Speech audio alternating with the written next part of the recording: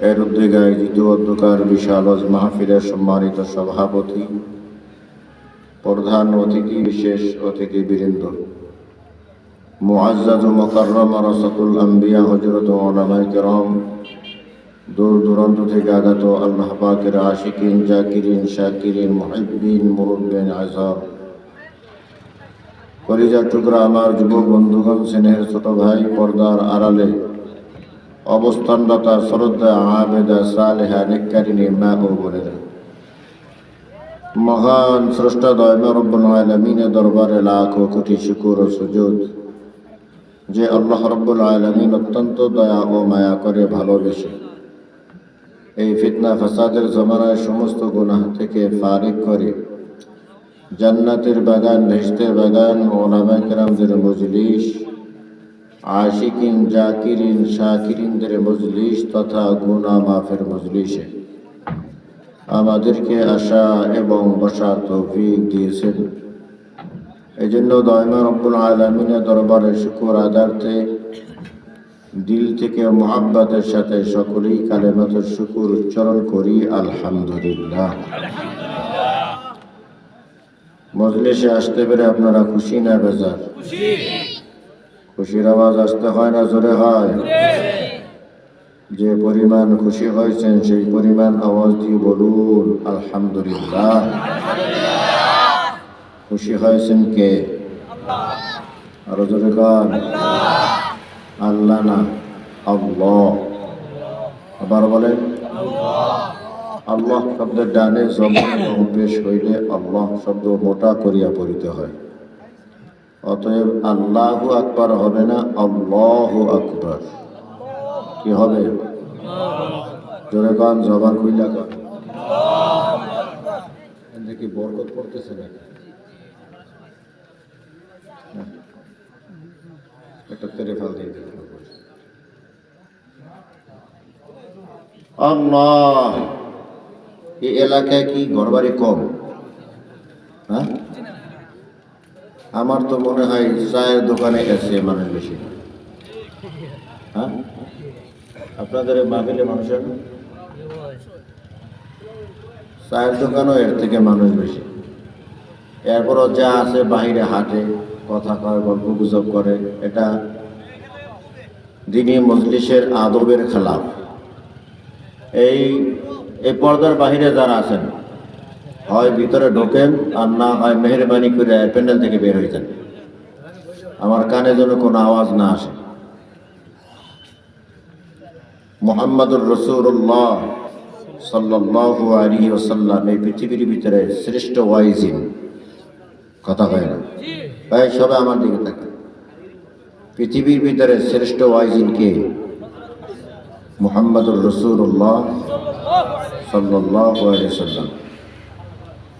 এই মহামানবের ওয়াজে সবাইকে হেদায়েত পেয়েছে? কথা কয় না? সবাই হেদায়েত পেয়েছে? পায় নাই। এমনকি তার প্রিয় চাচা, যিনি নিজের জীবনের চেয়েও বেশি মহাব্বত করেছেন ভাতিজা মুহাম্মাদুর রাসূলুল্লাহ সাল্লাল্লাহু আলাইহি সাল্লামকে, এই চাচাও নবীজির ওয়াজে হেদায়েত পায় নাই। কথা কান ঠিক কি না? নবীজি কেঁদেছেন, অনেক কেঁদেছেন আর বলেছেন, আল্লাহ, এই আসমানে জমিনে, আসমানের নিচে জমিনের উপরে আমার চাচা আবু তালেব আমার উপরে, মাথার উপরে ছায়া স্বরূপ কাজ করেছে। আমার চাচা জীবনের চেয়েও আমাকে বেশি ভালোবেসেছে। এই চাচা এখন বেঈমান হয়ে মারা যাবে, আমি নবী সহ্য করতে পারবো না। আমি চাই আমার চাচা আর আমি একই জান্নাতের ভিতরে থাকবো। বারবার আবু তালেবের মাথার সামনে বসে কান্নাকাটি করতেছে, আল্লাহর কাছে দোয়া করতেছে। তো নবী কাঁদতে কাঁদতে বেকুল। আল্লাহ তাআলা জিবরাইলকে পাঠিয়ে দিয়েছেন, ইন্নাকা লা তাকদি মান আহবাবতা ওয়ালাকিন্নাল্লাহা ইয়াহদি মান ইয়াশা। যার জন্য হেদায়েতের দোয়া করতেছেন সে তো হেদায়েত চায় না। হেদায়েতের জন্য মুহতাজ হইতে হবে। হেদায়েতের মালিককে আমার মুহতাজ হইতে হবে। হেদায়েত আল্লাহর কাছে চাইতে হবে। চাইলে আল্লাহ হেদায়েত দিবে, না চাইলে দিবে না। ফারিকুম ফিল জান্নাহ ওয়া ফারিকুম ফিস সাঈর। জান্নাতের রাস্তা বানাইছে, পাশাপাশি জাহান্নামের রাস্তাও আছে। ঠিক কিনা কান? সবাই কি জান্নাতের রাস্তায় যাবে? কিছু জাহান্নামের রাস্তায়ও যাবে। তো হেদায়েত তো ওই ব্যক্তি পাবে যে হেদায়েত চাইবে। ঠিক কিনা কান? আপনার ধাক্কাইয়া আল্লাহ ঘাড় ধাক্কাইয়া এই প্যান্ডেলে আনবে না, এমন ঠেকা আল্লাহ লাগে না। তো আপনার উদ্যোগ থাকতে হবে। মাদ্রাসা ছোট হোক আর বড় হোক, মাহফিল ছোট হোক আর বড় হোক, একটা মাহফিলের আয়োজন করতে 1 মাস হুজুরদের ঘুম হারাম থাকে। 1 মাস। বিশ্বাস না হলে মোহতামিম সাহেব কি আছে, আমি তো চিনি না, ওনার কাছে গিয়ে দেখেন।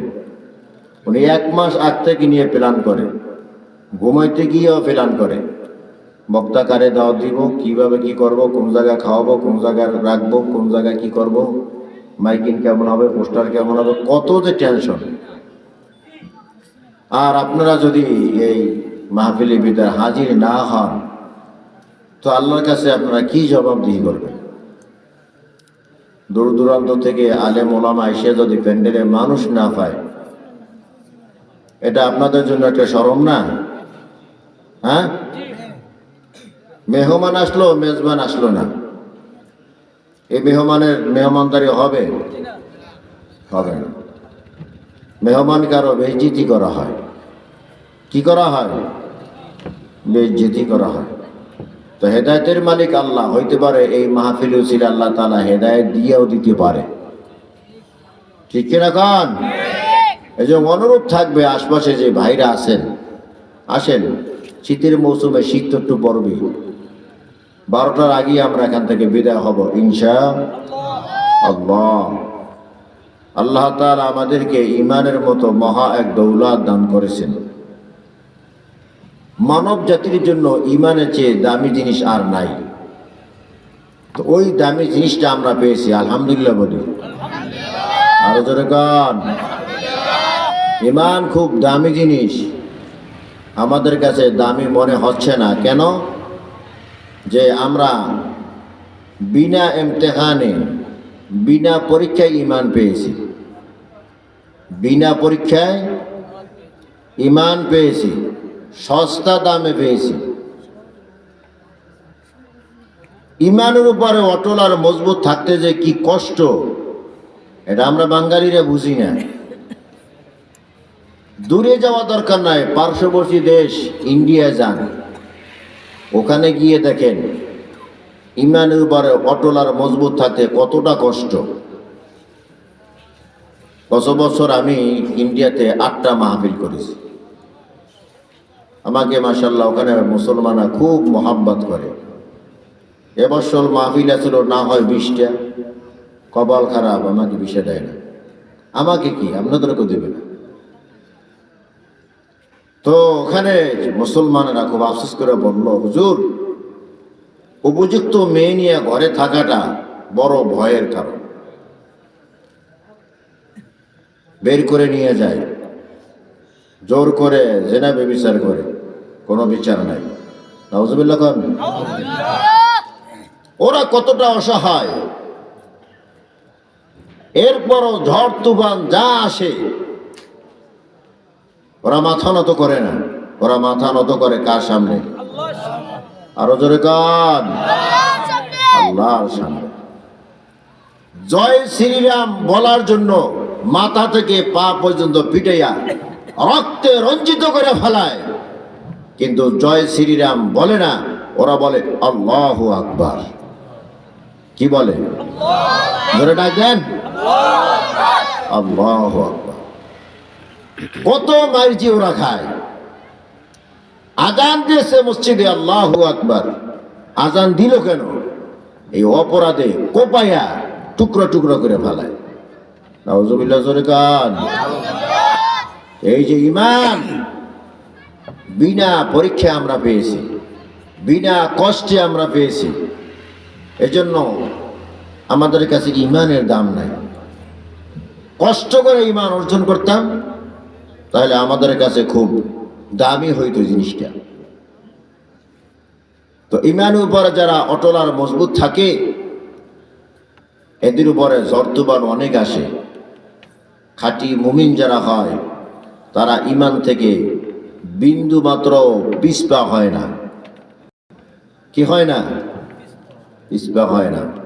যে রব তো স্বীকার করে নিয়েছি কাকে? কথা কয় না? কাকে? আল্লাহকে। তো আল্লাহ তাদের ব্যাপারে বলে, যারা আমাকে রব বলে স্বীকার করেছো। ইন্নাল্লাযীনা ক্বালু রাব্বুনাল্লাহ, ইন্নাল্লাযীনা ক্বালু রাব্বুনাল্লাহু থুম্মা ইসতাকামু ফালা খাউফুন আলাইহিম ওয়ালা হুম ইয়াহজানুন। যারা স্বীকার করেছো আমাদের রব আল্লাহ, কে? আল্লাহ। মুখে স্বীকার করি আবার এর উপর ইস্তেকামাত রয়েছে, তাদের চিন্তা নাই, তাদের কোনো ভয় নাই, মরণের সময় তাদের কোনো টেনশন নাই, কবরও তাদের কোনো ভয় নাই। সুবহানাল্লাহ, জোরে কর। ঝড় তুফান যতই আসুক তাদের কোনো ভয় নাই, কারণ তারা রব বলে স্বীকার করেছে কাকে? আরো জোরে কান। আল্লাহ কি তারা ডাকে? বিপদ মুসিবতে পড়লে আল্লাহকে ডাকে, আল্লাহর কাছে সাহায্য চায়।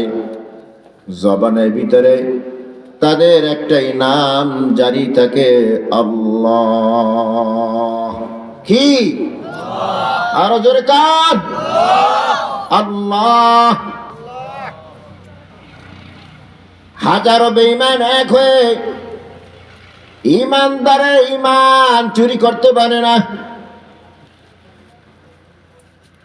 হাজারো স্টিম রোলার চালায়াও ঈমানদারের সিনা থেকে ঈমান চুরি করতে পারে না। ঠিক কিনা কোন?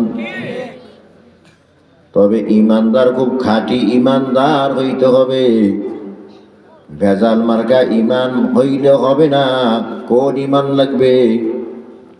কোন ঈমান? খাঁটি ঈমান। রোমের বাদশা আইন করলো, কি আইন? আমার কদমে সিজদা দিবা। নাউজুবিল্লাহ কান। আমরা কাকে সিজদা দেই? নাকি শাহজালালের মাজারে? কাকে সিজদা দেই? আল্লাহকে সিজদা দেই। আল্লাহ ছাড়া কাউকে সিজদা দেওয়া জায়েজ নাই। রোমের বাদশা আইন করলো, সব মানুষদেরকে ডাকো, আমার কদমে সিজদা দিতে বলো। তিন ভাই প্রতিজ্ঞা করলো, না না, আমরা তো এই কপালটা দিয়া আল্লাহকে সিজদা দিয়েছি, যেই কপাল দিয়া আল্লাহকে সিজদা দিয়েছি, এই কপাল দিয়া গায়রুল্লাহকে সিজদা দিতে পারি না। ঠিক কিনা কান? রাতের বেলা তারা হিজরত শুরু করেছে, এই রোমের ভিতরে থাকবো না। সেনাবাহিনীর হাতে ধরা পড়ে গেছে। কে তোমরা? বলে আমরা তিন ভাই মুমিন। কি মুমিন? কোথায় যাও? রোম শহরে থাকবো না, আমরা হিজরত করে অন্য দেশে চলে যাব। তিনজনের হাতে হ্যান্ডকাপ পরাইলো। বাদশাহ দরবারে নিয়ে হাজির। ও বাদশাহ, তিনজন মুমিন ধরা পড়ে গেছে। ওরা হিজরত করে দেশ থেকে অন্য দেশে চলে যাবে। বাদশাহ বলে, এ মুমিন, তোমরা কি আসলেই মুমিন? বলে, হ্যাঁ, আমরা আসলেই মুমিন। কারণ মুসলমানের জবান তো এক। মুসলমানের জবান আরো জোরে কান। মুসলমান সংসদ ভবনেও যেই কথা বলে, সংসদ ভবনের বাহিরেও সেই কথা বলে। মুসলমান ঘরের ভিতরেও যেই কথা বলে, ঘরের বাহিরেও সেই কথা বলে। মুসলমানের জবান দুই হতে পারে না। মুসলমানের জবান কয়টা? আর বেঈমানদের, মুনাফিকদের ব্যাপারে আল্লাহ বলেন, ইয়াকুলুনা বিআলসিনাতিহিম মা লাইসা ফি কুলুবিহিম। মুনাফিকরা মুখে যা বলে অন্তরে তা নাই, অন্তরে যা ভাবে মুখে তা নাই। এর নাম হলো মুনাফিক। ঠিক কিনা কন? আর যে মুসলমান ঘরের ভিতরে যেই কথা, ঘরের বাহিরেও সেই কথা, মুসলমান সব জায়গায় এক কথাই বলে। ঠিক কিনা কন? বাদশার সামনে দাঁড়ায় বলে, বাদশাহ, আমরা তিন ভাই মুসলমান, এই দেশের ভিতরে থাকবো না। এই কপালটা দিয়া আল্লাহকে সিজদা দিয়েছি, আপনার পায়ে আমরা সিজদা দিতে পারি না। আল্লাহু আকবার, জোরে কর। বাদশাহ বলে, মুমিনের দান, কালেমা ছাইরা দাও, ঈমান ছেড়ে দাও। ঈমান যদি ছেড়ে না দাও, কল্লা দেওয়ার জন্য প্রস্তুত হয়ে যাও। মুমিন বান্দা তো দুনিয়ার কাউকে ভয় করে না, একমাত্র ভয় করে কাকে? আরো জোরে আওয়াজ দিয়ে কন, আল্লাহকে। মুমিন তিন ভাই বলে, বাদশাহ, জীবন দিব কিন্তু ঈমান দিব না। আল্লাহু আকবার কন। ও বাদশাহ, জীবন দিব কিন্তু ঈমান দিব না। বাদশাহ বলে, জল্লাদকে ডাকো। তিনজনকে জেলখানার ভিতরে বন্দি করে রাখো, এক সপ্তাহ কোনো খানা দিবে না। যখন দুর্বল হয়ে যাবে, খানার জন্য পাগল হয়ে যাবে, তখন প্রস্তাব দিলে তারা মাইনা নেবে। নাউজুবিল্লাহ কন। এক সপ্তাহ কোনো খানা পানি নাই। এক সপ্তাহ পরে বাদশার সামনে হাজির করা হয় তিনজন মুমিনকে। বাদশাহ জিজ্ঞাসা করে, এরে মুমিনের দল, বলো এইবার আমাকে সিজদা দিবে নাকি জীবন দিবা? মুমিনের দলের একই কথা, জীবন দিব কিন্তু ঈমান দিব না। বাদশাহ বলে, জল্লাদ,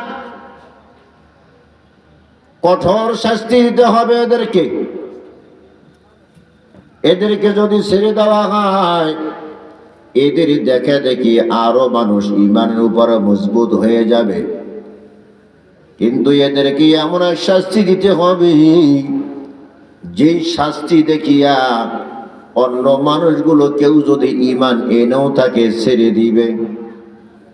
কি করব বাদশাহ? ও যাও, বড় তেলের কড়াই নিয়ে আসো, চুলার উপরে তেলের কড়াই বসে দাও, কড়াইয়ের ভিতরে তেল ঢেলে দাও, নিচের দিকে আগুন জ্বালিয়ে দাও। তেল যখন উতলাইতে থাকবে, টকবক করে ফুটতে থাকবে, এক একটারে উলঙ্গ বানায়া হাত পা বাঁধিয়া তেলের কড়াইয়ের ভিতরে ছেড়ে দিবা। নাউজুবিল্লাহ কন। তেল উতলাইতেছে, তিনজন মুমিন তেলের কড়াই সামনে হাজির করেছে। বড়জনকে বলে, কালেমা ছাড়বা নাকি ঈমান দিবা?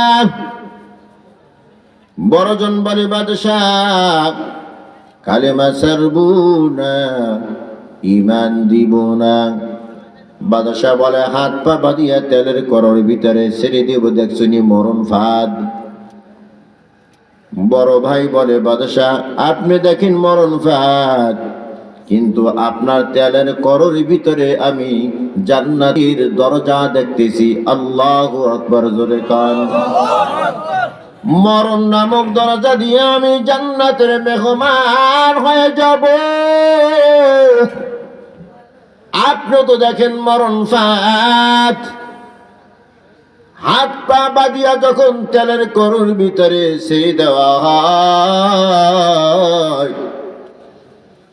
হাড্ডিগুলো থেকে গোস্ত আলাদা হয়ে গেছে, গোস্তগুলো তেলের সাথে গলে গেছে, হাড্ডিগুলো খড়কুটার মতো তেলের করের ভিতরে ভাসতেছে।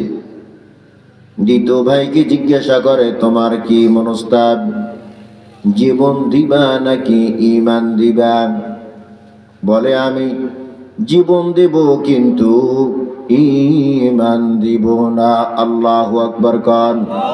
আউলিয়ারা কার উকবা ইখতিয়ার, জাহেলারা আরে দুনিয়া ইখতিয়ার। মাইলে মোমেন সোয়ে মোমেন মিশাওয়াদ, মাইলে কাফের সোয়ে কাফের মিশাওয়াদ।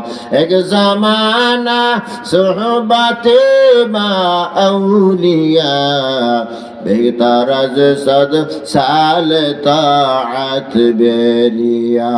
আল্লাহু আকবার কোন। দ্বিতীয় ভাইটাকে তেলের কড়াইয়ের ভিতরে গালাইয়া দেওয়া হয়। তৃতীয় জনকে জিজ্ঞাসা করে, বলো তুমি জীবন দিবা নাকি ঈমান দিবা? তৃতীয় ছোট ভাই চোখের পানি ছেড়িয়ে দিয়ে বলে, বাদশাহ ভাইদের জন্য বড় মায়া হয়, এই জন্য চোখ থেকে পানি ঝরতেছে, আবার আনন্দও লাগতেছি। তেলের করর ভিতরে তো আমি জান্নাতের দরজা দেখে ফেলেছি। আল্লাহু আকবার কর। বাদশা বলে, জান্নাত এটাকে উলঙ্গ করো, হাত পা বাঁধিয়া তেলের করর ভিতরে ছেড়ে দাও। ঠিক এমন সময় উজির হাজির হয়ে গেছে। ও বাদশাহ, ইমানদারদেরকে মারবেন না, মুমিনকে মারবেন না, কারণ মুমিনকে মারলে মুমিন সোজা আল্লাহর জান্নাতের মেহমান হয়ে যায়। কোথাকার মেহমান? আরো জোরে কান। শহীদি মরণের পুরস্কার হলো সোজা আল্লাহর জান্নাত। আল্লাহু আকবার, জোরে কান। মুমিনদেরকে মারবেন না, ওরা তো জান্নাতের মেহমান হয়ে যায়। কি করতে হবে? মুমিনদের দ্বারা গুনাহ করার। নাউজুবিল্লাহ কোন। এটা মুমিনকে যদি পথভ্রষ্ট করা যায়, এই একটা পথভ্রষ্ট মুমিন হাজারো মুমিনকে গোমরা বানিয়ে ফেলবে। অতএব তার দ্বারা গুনাহ করান। আর মুমিনের রক্ত যেখানে ঝরে ওখান থেকে ইসলামের বিপ্লব শুরু হয়ে যায়। সুবহানাল্লাহ। কিভাবে গুনাহ করাইব? উজির বলে, বাদশাহ আমার একজন পরমা সুন্দরী কন্যা আছে, যেই কন্যার জন্য হাজারো যুবকেরা পাগল। কারোর কাছে আমি এখন পর্যন্ত বিয়ার প্রস্তাব দেই নাই। আপনি যদি বলেন তাহলে আমার কন্যাকে যুবকের পিছনে লেলিয়ে দিব। কন্যার সাথে যখন চেনা বেবিচারা হয়ে যাবে, তো যুবকের ঈমান নষ্ট হয়ে যাবে, দুর্বল হয়ে যাবে। দুর্বল ঈমান দিয়া কিছুই করা সম্ভব না, ঠিক কিনা কর? দুর্বল ঈমান দিয়া কিছুই করা সম্ভব না। এক এলাকার ভিতরে মানুষ বট গাছকে পূজা করে, বট গাছকে সিজদা দেয়। কোন গাছকে? বট গাছের সামনে গিয়ে সিজদা দেয়। তো এলাকার ভিতরে বড় একজন আলেম দেখে মানুষ বট গাছকে সিজদা দিয়া সব মুশরিক হয়ে যাচ্ছে। মেজাজটা গরম করছে, পড়ালেখা কইরা আলেম হইরাম, যদি সৎ কাজের আদেশ না দেই, অসৎ কাজকে বাধা না দেই, তাহলে এই আলেমের তো কোনো দাম আছে না? নাই, কোনো দাম নাই। রুমালটা কোমরের ভিতরে বেঁধে কুড়াল একটা কান্দে নিয়ে এসেছে, বট গাছ কেটে ফেলে দিব, তাহলে মানুষ আর সিজদা দিতে পারবে না, শিরকি গুনাহ থেকে মানুষ বেঁচে যাবে। বট গাছ কাটতে যাইতেছে খুব ইমানে পাওয়ার নিয়া। কোন পাওয়ার নিয়া? আরো জোরে কান, কোন পাওয়ার? ইমানি পাওয়ার। সামনে দেখতেছে মাথায় বড় পাগড়ি, হাতের ভিতরে তসবিহ এবং লাঠি, বড় জুব্বা পরিয়া এক আল্লাহর বান্দা আসতেছে। আলেমকে সালাম দিয়ে বলে, হুজুর কোথায় যান? বলে, আপনি কোত্থেকে আসছেন? আপনি কি দেখেন না ওই যে বটগাছে সিজদা দিয়া মানুষ মুশরিক হইয়া যাইতেছি, আপনি তাসবিহ হাতে নিয়ে জিকির করতেছেন, মাথায় আবার পাগড়িও বেঁধেছেন, আপনি কি দেখেন না? বলে, হ্যাঁ দেখি, আমি তো সিজদা দেই না, আপনিও তো সিজদা দেন না, যারা সিজদা দেয় তারা দেও। আলেমে বলে, না না, তা'মুরুনা বিল মা'রুফি ওয়া তানহাউনা আনিল মুনকার, সৎ কাজের আদেশ দিতে হবে, অসৎ কাজে বাধা দিতে হবে, এ বিধান কার? বলে, না, বাধা দেওয়া দরকার নাই। কেন দরকার নাই? আপনিও তো সিজদা দেন না, আমিও তো সিজদা দেই না, যারা দেয় তারা দেখ। আলে বলে, না, আমি বটগাছ কেটেই ফেলবো। বুজুর্গ বলে, না, বটগাছ কাটতে দিব না। তর্ক বিতর্ক শুরু হয়েছে, এরপর হাতাহাতি মারামারি শুরু হয়েছে। এক পর্যায়ে মারামারি করতে গিয়ে বুজুর্গকে রাস্তার কিনারে ফেলায় দিয়া বুকের উপরে পাড়া দিয়া ধরছে, বলে, বল বটগাছ কাটতে বাধা দিবিনি? না, ঠিক আছে, বাধা দিব না, আমাকে জানে আর মারিও না। আস্তে করে রাস্তার উপর উঠে গেছে। বুজুর্গ এইবার বলে, হুজুর, মায়ের আপনি আমাকে কম দিলেন না, আমিও মায়ের কম খাইলাম না, আপনি মার দিতে দিতে দুর্বল হয়ে গেছেন, আর আমি মার খেতে খেতে দুর্বল হয়ে গেছি, মারামারি দরকার নাই। একটা আমল আপনাকে শিখিয়ে দেই। কি আমল? ডান কাতে ঘুমিয়ে যাবেন, বিসমিল্লাহ বলিয়া দোয়া পাঠ করিয়া, সকালবেলা ফজরের সময় ঘুম থেকে উঠিয়া ওযু বানাইয়া বিসমিল্লাহ কইয়া বালিশটা এভাবে উঁচু করবেন, দেখবেন কিছু বরকত পাওয়া যাইব। ঠিক আছে? সকালবেলা ঘুম থেকে উঠে ওযু বানাইয়া বিসমিল্লাহ কইয়া যখন বালিশ উঠায় দেখে 500 টাকার নোট চকচকা কয়েকটা, আল্লাহর বান্দা বড় খুশি। বাজারে গেছে, বাজার করছি, মজার মজার খাইছি, এখন আর বট গাছ কাটতে আসে না। দ্বিতীয় দিন বালিশ উঠে দেখে, হ্যাঁ টাকা আছে। তৃতীয় দিন বালিশ উঠে দেখে, হ্যাঁ টাকা আছে। চতুর্থ দিন বালিশ উঠে দেখে কি নাই? আরো জোরে কর, টাকা নাই। মেজাজ গরম হয়ে গেছে, আজকে আমার সাথে বাটপারি করলি। আবার রুমালটা কোমরে বাঁধিয়া কুড়াল কাঁধে নিয়ে সরছে। কোথায় যায়? গাছ কাটার জন্য। ওই পিসাব বুজুর্গ সামনে হাজির হয়ে গেছে। আলেম, কথার ধরন পাল্টাই গেছে। কই যাও? গাছ কাটতে যাই। সাবধান, গাছ কাটা যাবে না। এ তুমি বাধা দিতে কি আমি গাছ কাটবো? বলে, সাহস থাকলে কাইটে দেখ। আবার মারামারি কুস্তি শুরু হয়েছে। এক থাপ্পড় দিয়া বুজুর্গ আলেমকে নিচে ফেলাই দিয়া বুকের উপরে চাপ দিয়া ধরিয়া বলে, গাছ কাটবি কিনা ক? যদি গাছ কাটো, এই যে চেপে ধরেছি এখানে খতম করে দিব, আর যদি ওয়াদা দাও গাছ কাটবা না, তাকে আমি ছেড়ে দিব। আলেমকে আমাকে জানে বাঁচতে দেন, আমি গাছ কাটবো না। উপরে উঠছে বুজুর্গের কথা, মায়ের তো কম দিলেন না, আমিও তো কম খাইলাম না। তবে ভাই জানতে চাই, ওই দিন মারামারি করলাম, আপনি আমার সাথে পারলেন না। আজকে মারামারি করতে পারি নাই, এরই ভিতরে আপনি আমাকে জমিনে ফালায়া বুকের উপরে ফাড়া দিয়া চাইপা ধরছেন, উঠতে আর পারি না। আপনার পরিচয় কি? বলে আমার পরিচয় হলো আমি মিস্টার ইবলিস। কে? আমি মিস্টার ইবলিস। ওই দিন পারলেন না, আজকে পারলেন কেন? বলে হুজুর, ওই দিন তুমি আসছো ইমানি পাওয়ার নিয়ে, আজকে তোমার ইমানি পাওয়ার নাই। আজকে তুমি হিংসার অনলে জ্বলতেছো। বালিশের নিচে কেন? কি নাই? বালিশের নিচে টাকা নাই। আজকে তোমার ইমান দুর্বল। মুসলমান যুদ্ধের ময়দানে নরে তো ইমানের পাওয়ারে নরে, ঠিক কিনা কর? আরে মুসলমান ইমানদার, ওজির আইসা হাজির হয়ে গেছে, না একে হত্যা করা যাবে না। মুসলমানের রক্ত যেখানে ঝরে ওখান থেকে ইসলামের সূচনা শুরু হয়। আল্লাহু আকবার, জোরে কর। কি করবা? আমার মেয়ের সাথে যদি জিনা ব্যভিচারে লিপ্ত হয়, ঈমান দুর্বল হয়ে যাবে, গোমরা হয়ে যাবে। আর এই এক মুমিনকে যদি গুমরা করা যায়, হাজারো যুবক গুমরা হয়ে যাবে। জোরে কর নাউজুবিল্লাহ। বাড়ি গিয়া বলে, মেয়ে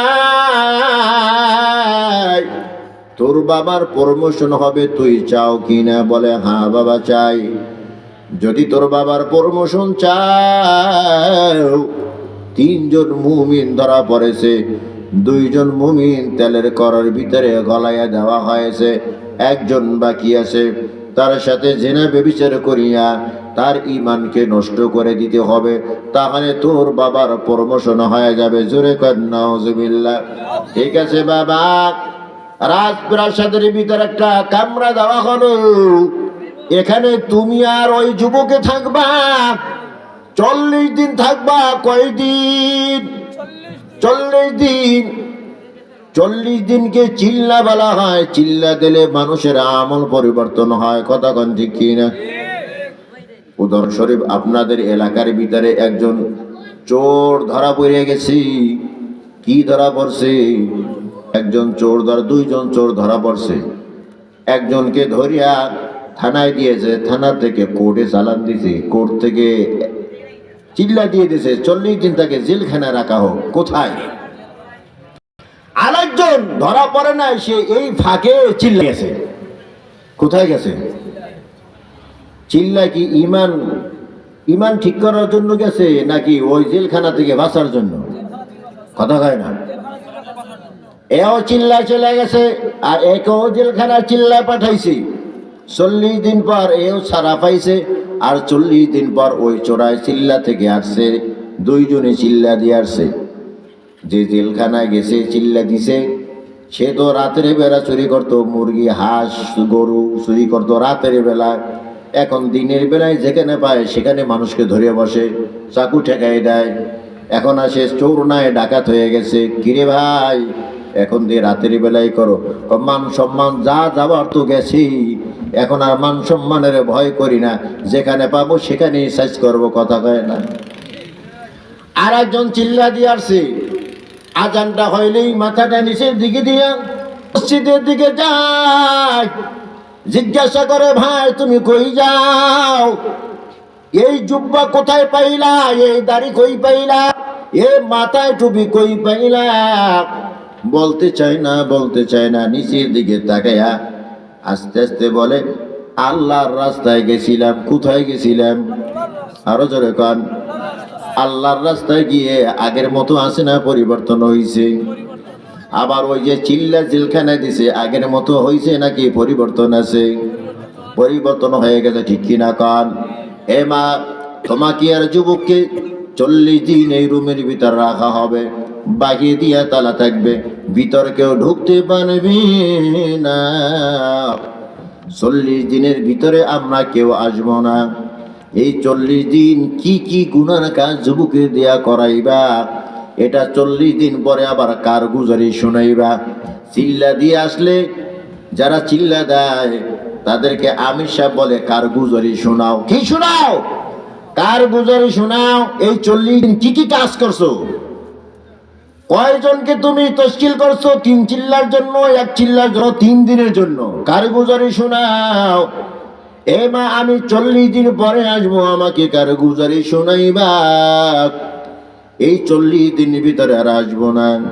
কি কি গুনার কাজ করাও এটা আমাকে বর্ণনা দিবা। যখন যুবকে পানি খাইতে চাইব, পানির সাথে একটু মদ মিলিয়ে দেবা। নাউজুবিল্লাহ, জোরে কান। শুকারে গোস্ত দেওয়া হবে, যুবককে মোহাব্বত করিয়া গোস্ত খাওয়াইবা, যুবকের ইমানকে ধ্বংস করিয়া দেবা। জোরে কর নাউজুবিল্লাহ। 2 জনকে বন্দি করে রাখা হয় একটা রুমের ভিতরে। কেউ এখানে যাতায়াত করে না, সময় মতো জানালার ফাঁকা দিয়া খাবার দেওয়া হয়। যুবকী সাজগোজ করিয়া খানা দানা নিয়ে যখন যুবকের সামনে যায়, যুবক চক্ষুটা বন্ধ করে নেয়। আল্লাহু আকবার, জোরে কান। যুবতী বলে, রে ভাইয়া, আমার দিকে একটু তাকাই দেখো। একবার যে আমার দিকে তাকায়, সে আমার জন্য পাগল হইয়া যায়। আমি এত সাজগোজ করিয়া তোমার সামনে যাই, একটা নজরও তুমি আমার দিকে তাকাও না, কারণটাকে জানতে চাই। যুবক চোখের পানি ছেড়ে দিয়া বলে, বোন, যেই চোখ দিয়ে আমি জালেমের করর ভিতরে, তেলের করর ভিতরে আমি জান্নাত দেখেছি, ওই চক্ষু দিয়া বেগানা নারীর দিকে তাকাইয়া জান্নাতের মেহমান থেকে আমি বাদ হইতে চাই না। আল্লাহু আকবার কর।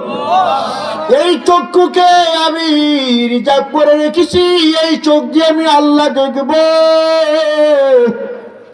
বেগানা নারী দেখিয়া আল্লাহর দিদার থেকে আমি বঞ্চিত হইতে চাই না। আল্লাহু আকবার কর।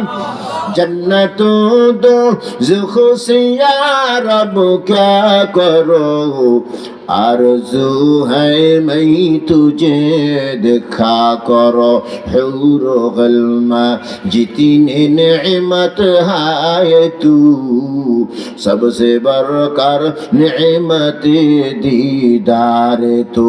আল্লাহু আকবার, জোরে কান। আরে বোন, এই চক্ষু দিয়ে আমি তোমার দিকে তাকাবো না। খানা পানি নিয়ে যায়, যুবক কোনো খানা পানি খাইতে রাজি না। পানি দেয়, শরবত দেয়, যুবক খাইতে রাজি না।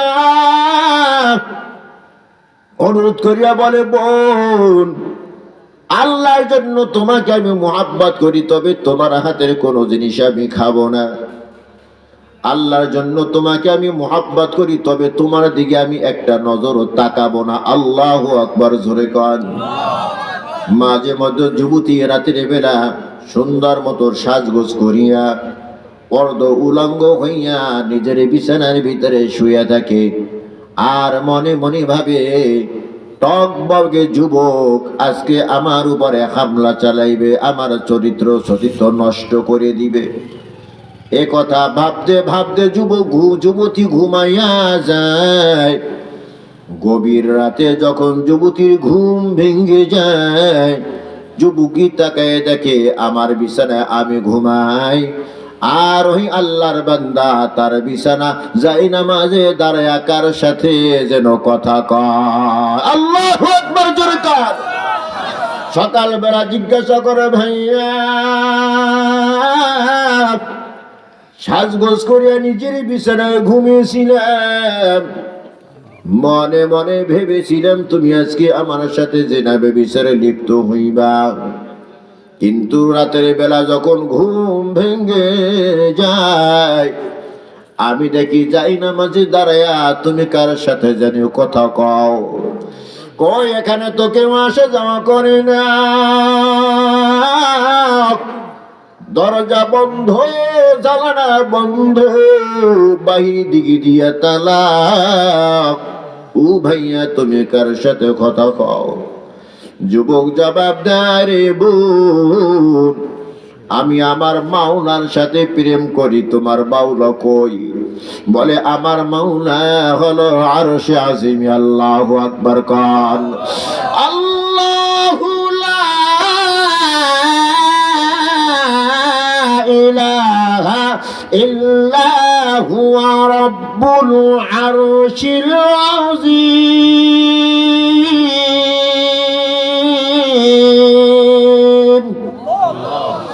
আমার রবের বাণী আরশে আজিম। আমি আরশে আজিমের সাথে কথা বলি। এ যুবতী বল, তোমার দিকে তাকাবা আমার সময় নাই। আল্লাহু আকবার কর। যুবতী তাকায় দেখে যুবকের জায়না মাঝে চতুর্দিকে হার এক ধরনের খাবার। কখনো দেখে কর্মা পোলাও, কখনো দেখে বিরিয়ানি, কখনো দেখে নানান ধরনের ফল। আল্লাহু আকবার কর। যেই মৌসুমে যেই ফল নাই ওই ফল যুবকের জায়না মাঝে সামনে দেখা যায়। যুবতী জিজ্ঞাসা করে, ভাই কেউ রুমের ভিতরে আসা যাওয়া করে না, এই খাবার করতে গিয়েছে? যুবক জবাব দেয়, যুবতী বোন, হাযা মিন ফাদলি রব্বি। আল্লাহু আকবার কর। এটা আমার রবের পক্ষ থেকে মেহমানদারি। যুবক সারাক্ষণ মাওলা নামের জিকির করে। এক নয় দুই নয়, লম্বা ঘটনা সংক্ষেপ করলাম। 40টা দিন পার হইয়া যায়। 40 দিন পর উজির আসছে বাহির থেকে, তালা খুইলে দিয়েছে। এ মা 40 নেকার গুজরি আমাকে শুনিয়া দাও। মেয়ে কোনো কথা বলে না, মাথাটা নিচের দিকে দিয়া চোখের পানি আর ধরে রাখতে পারে না। চোখ থেকে টপ টপ করে পানি জমিনে ঝরতেছে। বাবা জিজ্ঞাসা করে, মা বল কি কি গুনার কাজ যুবকের দিয়া করাইছে? যুবতী চোখের মানে সিঁড়ি দিয়া বলে, বাবা আমি ব্যর্থ। আল্লাহু আকবার কর। এই সুনামগঞ্জের যুবক ভাই, তুমি আর আমি যদি এমন একটা সুযোগ পাইতাম হাতছাড়া করতাম না, ঠিক কিনা কন? তার কারণ হলো তোমার আর ইমান, তোমার আর আমার ইমান এমন কচু পাতার উপরে পানি যেমন টলমল করে, তোমার আর ইমান এইরকম টলমল করে, ঠিক কিনা কন? এ বাবা আমি ব্যর্থ। 40টা দিন হাজারো চেষ্টা করি আমি ব্যর্থ হয়ে গেছি। ও বাবা, আমি আল্লাহ তাআলার এমন এমন কুদরত দেখেছি, যেই কুদরত দেখার কারণে আমার কলিজার ভিতরে ঈমান ঢুকে গেছে। আল্লাহু আকবার জোরে কর। এ মা, কি তুমি আল্লাহর কুদরত দেখেছো? যখন মেয়ে সব ঘটনা খুলে বলে, উজির নিচের দিকে তাকায়া তার চোখ থেকেও টপ টপ করে পানি ঝরতেছে আর বলে, মা তোর কথা কি বলবো রে মা, তুই তো স্বচক্ষে দেখেছো আর আমি তোর মুখ থেকে বর্ণনা শুনতেছি। আমার কলিজার ভিতরে তো ঈমান ঢুকে গেছে। সুবহানাল্লাহ।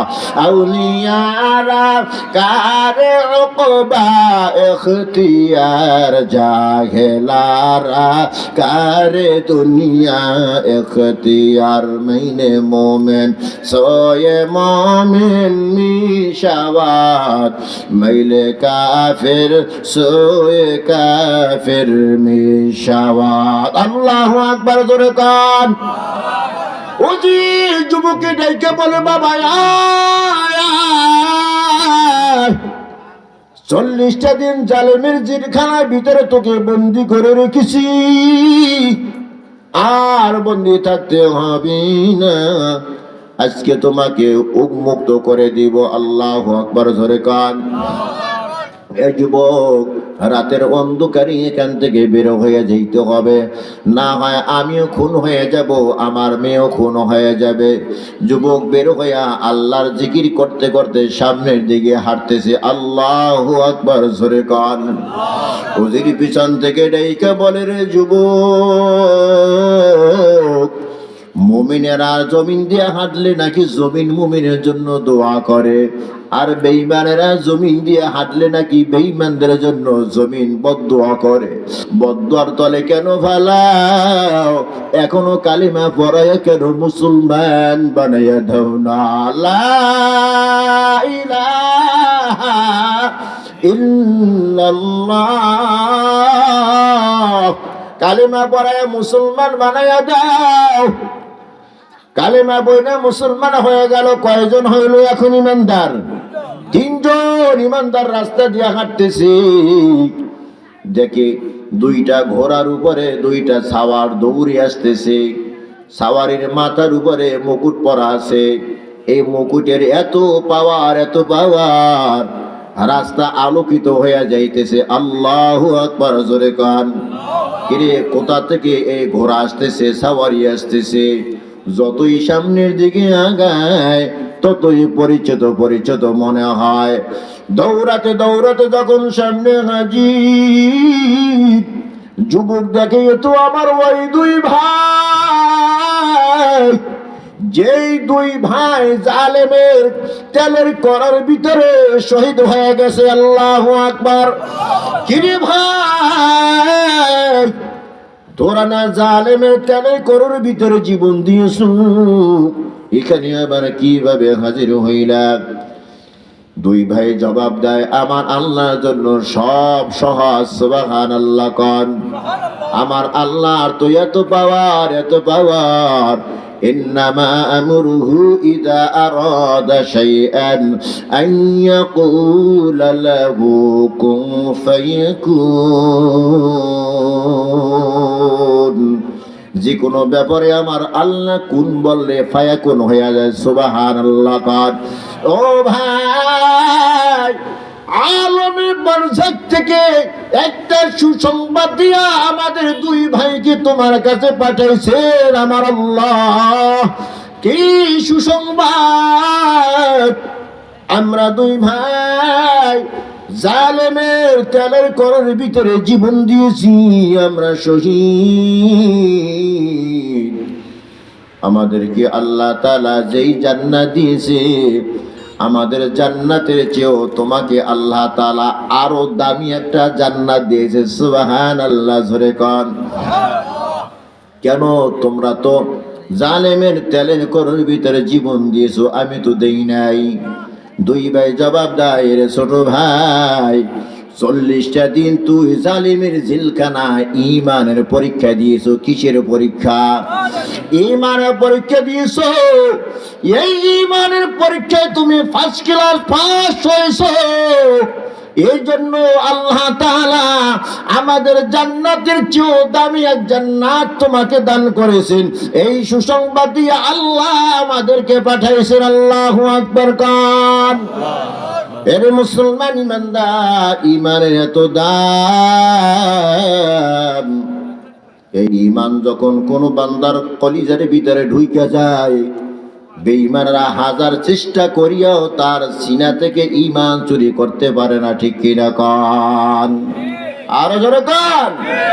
আজকে আমাদের ইমানে কোনো দাম নাই, দাম নাই। কচু পাতার উপরে পানি যেমন টলমল করে, আমাদের ইমান একবার বের হয় আর একবার ঢোকে। ঠিক কিনা কন? আর না হয় এই মহল্লার ভিতরে মাদ্রাসায় উদ্যোগে একটা মাহফিল, প্যান্ডেল তো বোঝাই হওয়ার কথা ছিল। ঠিক কিনা কন? শীত তো থাকবেই। শীতের মৌসুমে শীত থাকবে না, থাকবে কি? শীতের মৌসুমে শীত না পড়া, এটা একটা গজব, কথা কয় না? গরমের মৌসুমে গরম না পড়া, এটাও আর একটা গজব। ঠিক কিনা কন? কিন্তু আমাদের ইমানে পাওয়ার নাই। ইমানে পাওয়ার না থাকার কারণে আমরা মসজিদে হাজির হইতে পারি না।